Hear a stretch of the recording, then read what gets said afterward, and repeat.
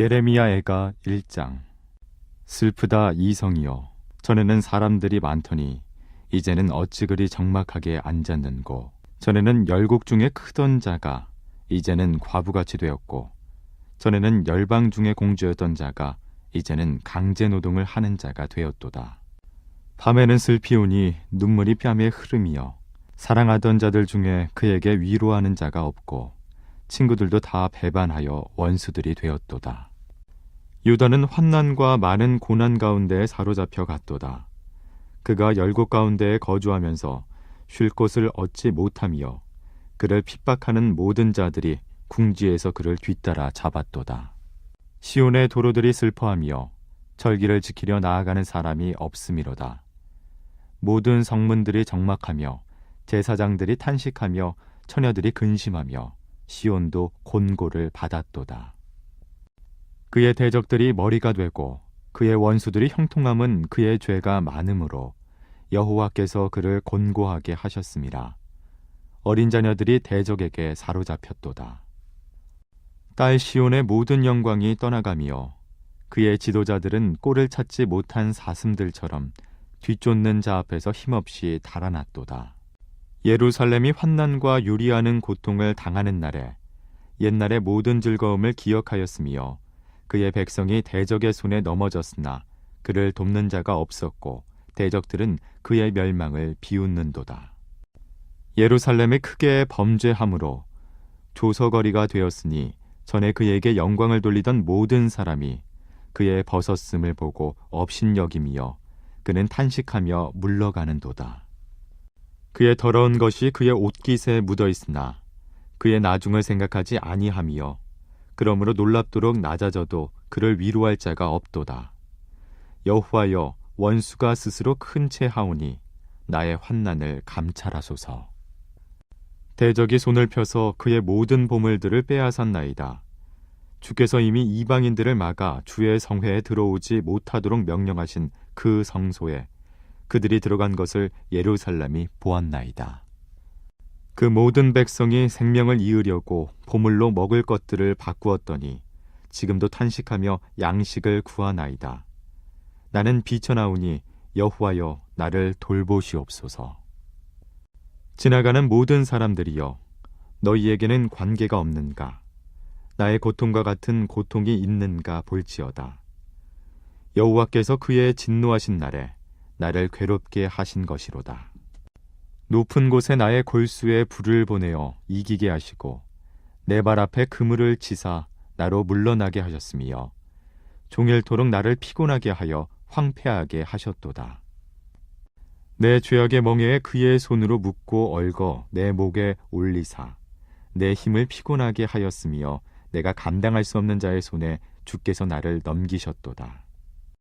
주께서 내 영토한 나의 모든 용사들을 없는 것 같이 여기시고 성회를 모아 내 청년들을 부수시며 처녀딸 유다를 내 주께서 술틀에 밟으셨도다. 이로 말미암아 내가 우니 내 눈에 눈물이 물같이 흘러내리며 나를 위로하여 내 생명을 회복시켜 줄 자가 멀리 떠났음이로다. 원수들이 이김에 내 자녀들이 외롭도다. 시온이 두 손을 폈으나 그를 위로할 자가 없도다. 여호와께서 야곱의 사방에 있는 자들에게 명령하여 야곱의 대적들이 되게 하셨으니 예루살렘은 그들 가운데 있는 불결한 자가 되었도다. 여호와는 의로우시도다. 그러나 내가 그의 명령을 거역하였도다. 너희 모든 백성들아 내 말을 듣고 내 고통을 볼지어다. 나의 처녀들과 나의 청년들이 사로잡혀 갔도다. 내가 내 사랑하는 자들을 불렀으나 그들은 나를 속였으며 나의 제사장들과 장로들은 그들의 목숨을 회복시킬 그들의 양식을 구하다가 성 가운데에서 기절하였도다. 여호와여 보시옵소서. 내가 환난을 당하여 나의 애를 다 태우고 나의 마음이 상하오니 나의 반역이 심히 크미니이다. 밖에서는 칼이 내 아들을 빼앗아가고 집 안에서는 죽음 같은 것이 있나이다. 그들이 내가 탄식하는 것을 들었으나 나를 위로하는 자가 없으며 나의 모든 원수들은 내가 재난당하는 것을 듣고 주께서 이렇게 행하신 것을 기뻐하나이다. 그러나 주께서 그 선포하신 날을 이르게 하셔서 그들이 나와 같이 되게 하소서. 그들의 모든 악을 주 앞에 가지고 오게 하시고 나의 모든 죄악들로 말미암아 내게 행하신 것 같이 그들에게 행하옵소서. 나의 탄식이 많고 나의 마음이 병들었나이다. 오늘의 말씀은 사무치는 고통 속에 있을 때라는 제목으로 말씀을 전하겠습니다. 우리는 살면서 많은 감정들을 느끼게 됩니다. 슬픔, 기쁨, 또한 분노, 성취, 또한 여러 가지 많은 것들을 우리는 경험하게 됩니다. 그러나 우리 뇌리에 남는 것은 기쁨과 즐거움, 감사, 이런 기억보다는 아쉬움과 어려움, 고난과 아픔들이 우리의 기억의 흔적에 많이 남아 있게 됩니다. 이는 사람들의 기쁨보다는 고통을 크게 기억함으로 인하여서 우리가 살아가는데 그것이 긍정적으로 발휘된다. 그래서 우리가 기쁨보다는, 즐거움보다는 고난을 더욱더 깊이 기억한다라고 이야기합니다. 이 말을 듣고 보면 일말 그 말도 맞는 것 같다라는 생각을 들곤 합니다. 그래서인지 우리는 칭찬보다는 부정적인 생각을 더 많이 갖게 되죠. 이것 참 잘합니다 하면 인사치레로 듣고, 누군가가 멀리서 지나가는 말로 흘낏 들리는 그 말도 우리 마음속 깊이 새겨져서 밤에 잠을 못 자게 하는 그런 슬픔으로 다가오기도 합니다. 그러나 기억할 것은 부정적인 말을 들을 수 있지만 그 말을 잘 소화하기만 한다면 그 말이 오히려 약이 된다라는 것입니다. 우리에게 부정적인 상황이 만들어질 수 있으나 그것을 제대로 소화할 수만 있다면 그것이 우리에게 긍정적으로 발휘될 수 있습니다. 또한 그것뿐만이 아니라 우리는 하나님이 함께하는 자이니 우리가 절망할 것도 또한 고통 속에 있을 것도 없습니다. 어떤 곳에 있을지라도 그 상황 속에 우리와 함께 하시는 주님을 바라보며 살아갈 때 주님께서는 우리는 선한 길로 인도해 주실 것입니다. 언제나 주님의 말씀 안에 살아갈 수 있는 저희들이 되기를 주님의 이름으로 축원합니다. 오늘의 말씀은 예레미야 애가 1장 말씀입니다. 예레미야 애가는 도시를 잃은 장송가인 친하의 요소와 시민들이 회복을 기원하는 통곡의 요소를 결합한 작품입니다. 예레미야 애가는 모두 히브리어 알파벳 22자를 순서대로 시가의 형식을 따르고 있습니다. 예레미야 애가를 보면 얼마나 절망적인 상황인지 그것을 그려보게 됩니다. 오늘의 말씀 1절 말씀입니다. 슬프다 이성이여, 전에는 사람들이 많더니 이제는 어찌 그리 적막하게 앉았는고. 전에는 열국 중에 크던 자가 이제는 과부같이 되었고, 전에는 열방 중에 공주였던 자가 이제는 강제 노동을 하는 자가 되었도다. 전에는 공주였던 자가 이제 강제 노동을 하는 자로 신분이 바뀌어 버렸습니다. 이제는 공주와 같은 신분이었지만 나라 잃은 다음에는 신분이 중요하겠습니까? 이제는 생존만 남아있을 뿐입니다. 하지만 멸망의 상황은 신분이 약화된 것에 멈추지 않습니다. 그것보다 더 심한 고통과 어려움이 뒤따릅니다. 15절 말씀입니다. 주께서 내 영토 안 나의 모든 용사들을 없는 것 같이 여기시고 성회를 모아 내 청년들을 부수시며 처녀딸 유다를 내 주께서 술틀에 밟으셨도다. 땅에 용사들이 없습니다. 나라를 지킬 군대가 없습니다. 그리고 앞날을 책임져야 할 청년들은 하나님께 예배드리지 못하고 다 부서졌습니다. 그리고 처녀딸들은 어떻게 됐습니까? 술틀에 밟히고 있습니다. 술틀은 포도주를 넣고, 포도주 틀이죠. 포도를 넣고 거기에서 밟음으로 인하여서 포도주를 내고 그것으로 포도주를 만듭니다.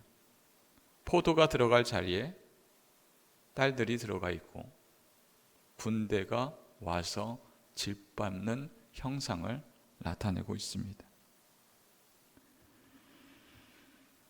전쟁의 참혹성을 볼 수가 있습니다. 그것이 바로 우리가 될 수 있다라는 것이지요. 무엇이 이스라엘을 이토록 고난과 절망 속으로 밀어넣게 되었습니까? 사람들은 말합니다. 이스라엘이 국력이 약해서 그런 고난이 닥치게 된 것이다. 내가 지금 이렇게 고난이 된 것은, 이렇게 된 것은 나에게 능력이 없어서다. 내가 더 많은 재물이 있다면, 나에게 더 큰 능력이 있다면 이와 같은 고난은 없을 것이다.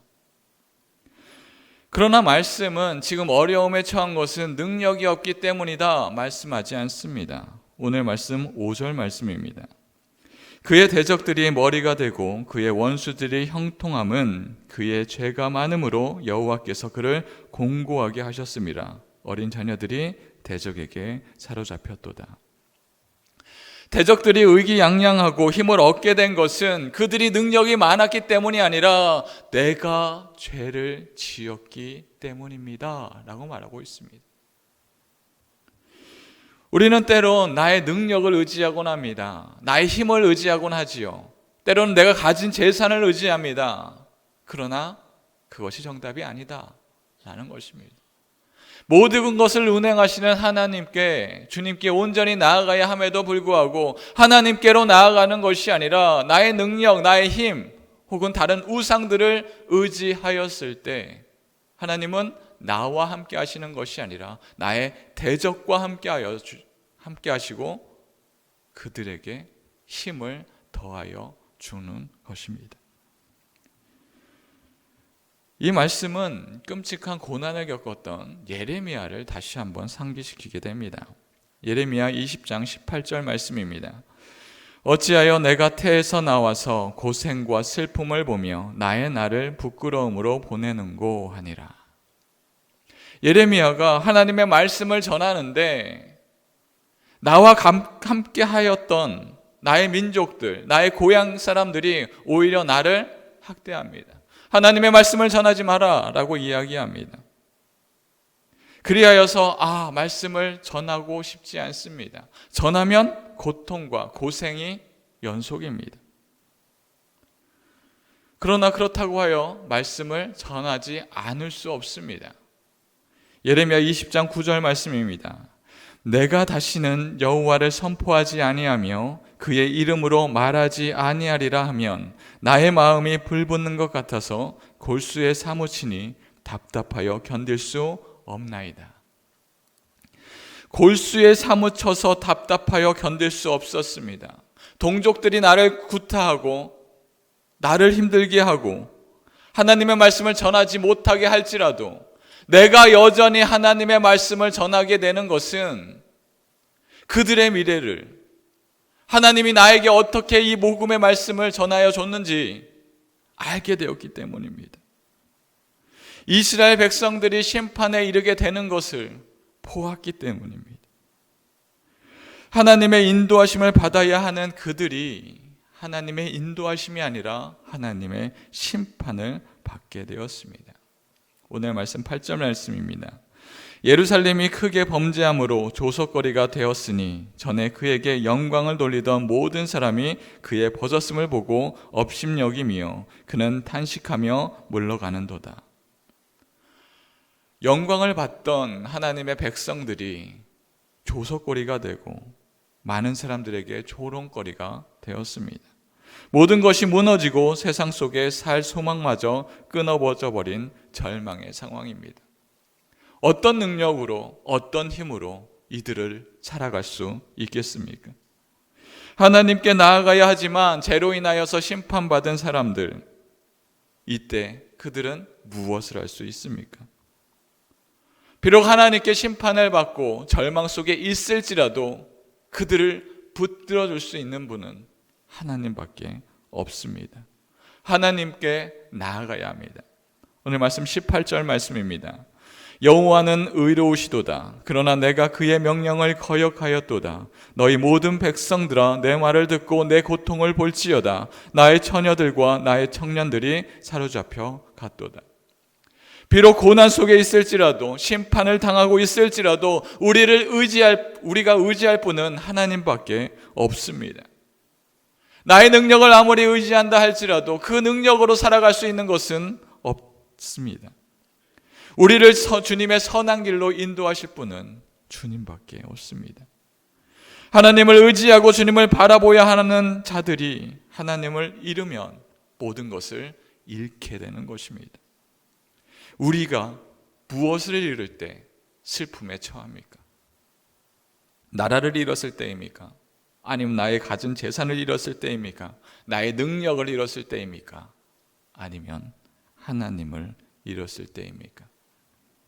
사랑하는 성도 여러분, 내가 마지막까지 지킬 것은 나의 능력도 나의 재산도 아닙니다. 우리가 온전히 지킬 것은 하나님에 대한 믿음입니다. 절망의 시간 속에도 예레미야는 여전히 하나님의 의로움에 의탁하였습니다. 그거와 같이 우리가 고통과 절망 속에 있을지라도 그 절망 속에서 아무것도 할 수 없다, 고난으로 들어가는 것이 아니라 하나님만을 의지하며 주님께 엎드릴 수 있는 저와 여러분들이 되기를 주님의 이름으로 축원합니다. 이 시간